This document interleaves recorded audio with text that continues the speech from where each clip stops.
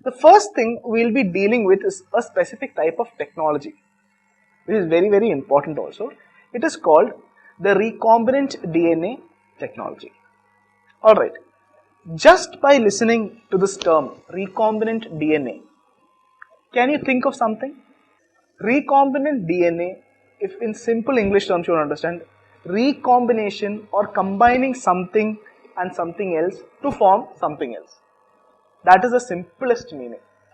But if you want a more technical definition, you can think of it this way.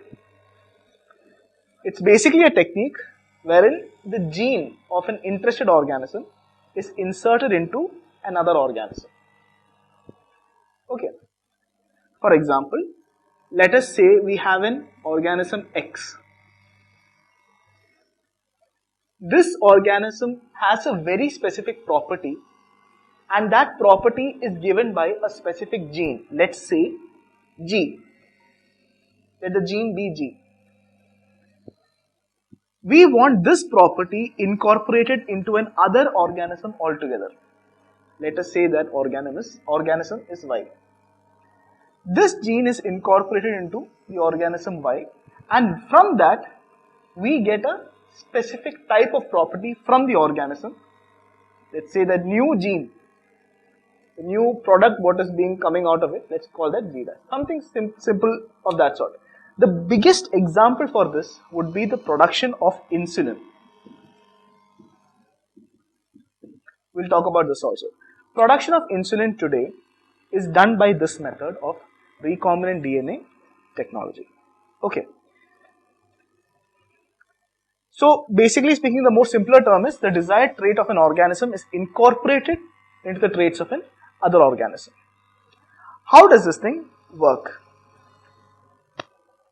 There are a few steps in this that you have to just know. 7 steps to be exact, and these are the basic general steps that you have to be aware about. First and foremost is the isolation of genetic material. Before isolation, there is something called identification.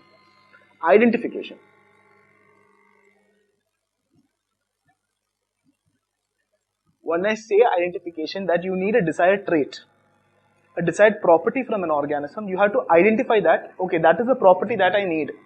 That is something favorable to me, therefore I have to identify that. Once the identification is done, then you come into the recombinant DNA technology. In that, the first step is isolation of genetic material. What this means is, simply means getting the pure form of DNA.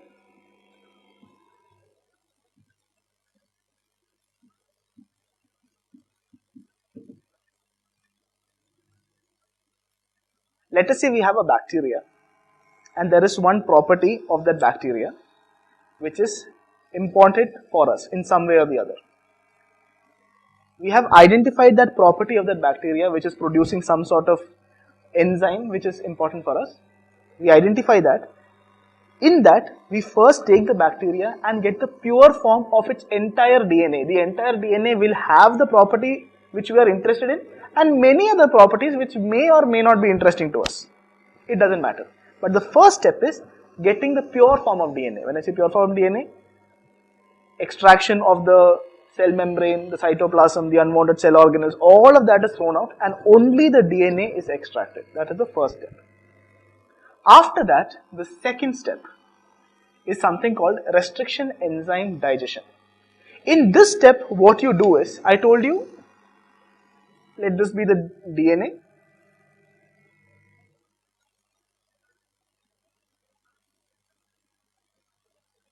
Let this be the segment which we are interested in. This is the segment that we are interested in, which is creating some sort of property.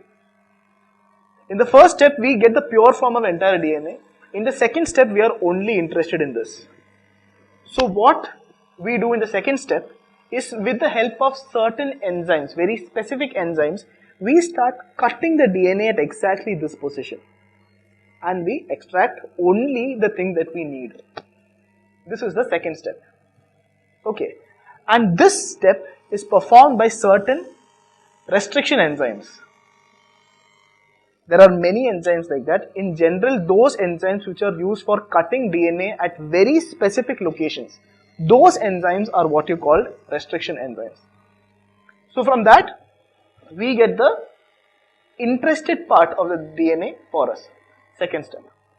The third step is PCR amplification, which means a DNA is a very small fragment. The volume of DNA is very, very little. You can't do mass production with that.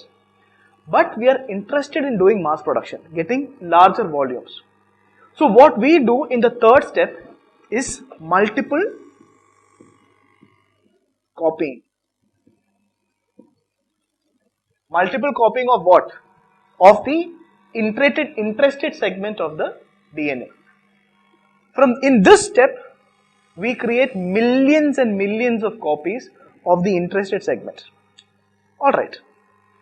Then the fourth step is something called ligation. Understand ligation, this terminology ligation simply means joining.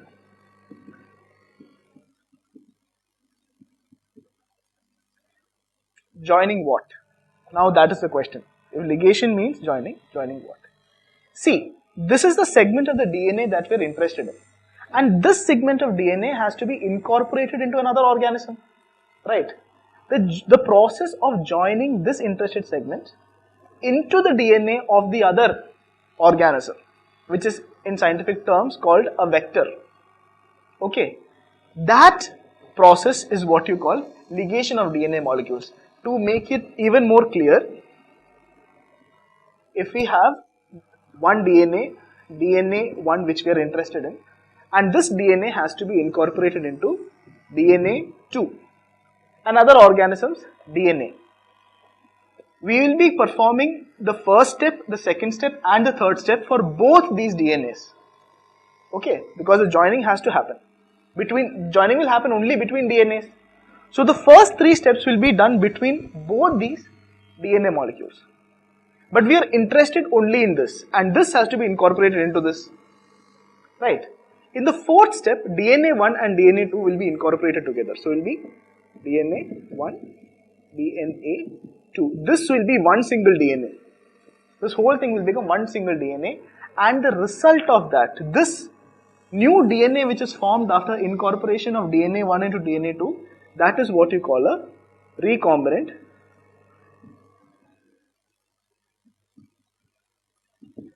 DNA. Now the new DNA has combination of the first organism and the second organism, therefore called recombinant DNA or simply rDNA. Okay, understood till here? Simple enough? Now you have the rDNA. Now you have the information. What is DNA? Basically a set of information. Now you have the information to produce whatever thing that you want to. Right?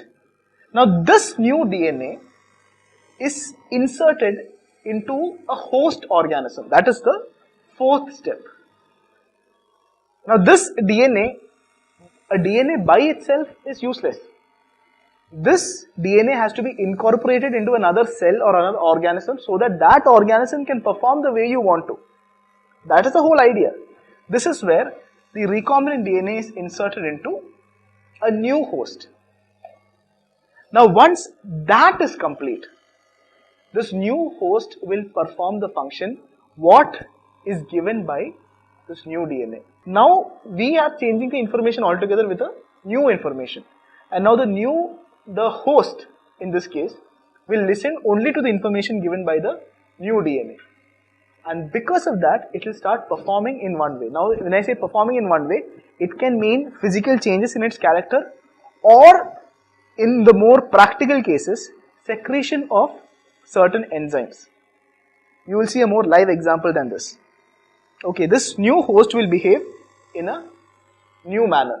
Okay, and after that, when the new enzyme is produced by the host organism, that enzyme is taken and then it is put through, purification process, quality testing and all that thing. That is completely a commercial area, commercial section.